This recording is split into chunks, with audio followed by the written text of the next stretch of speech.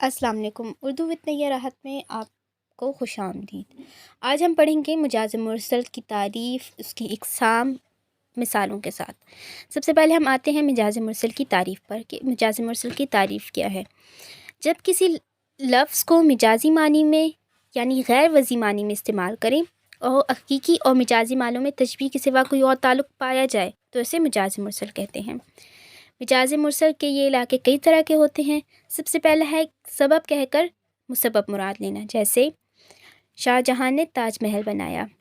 अब इसमें शाहजहाँ तामीर का सबब था, वरना इमारत जो थी वो मज़दूरों ने बनाई थी। अब सबसे पहली मिसाल है पानी था आग, गर्मी रोज़े हिसाब थी, माही जो सीख मौज तक आई कबाब थी। इसमें आग सबब है गर्मी का, सबब कहकर मुसब्बब मुराद लिया गया है। दूसरा है मुसब्बब कहकर सबब मुराद लेना, जैसे आग जल रही है, दरअसल इसमें लकड़ी जल रही है, लेकिन आग जो है वो मुसब्बब है, लकड़ी जो है वो सबब की जगह लिया गया है। तीसरी इसमें जो इक़साम है वो है कुल कहकर जुज़ मुराद लेना।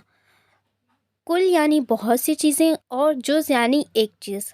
खालिद किले में रहता है।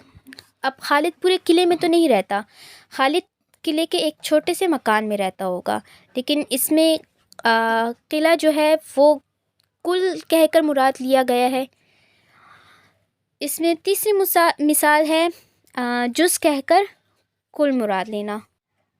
जैसे इसकी मिसाल है मुझे अपना मुंह दिखाओ। अब इसमें मुझे अपना मुंह दिखाओ से मुराद ये है कि तुम मुझसे आकर मुलाकात करो।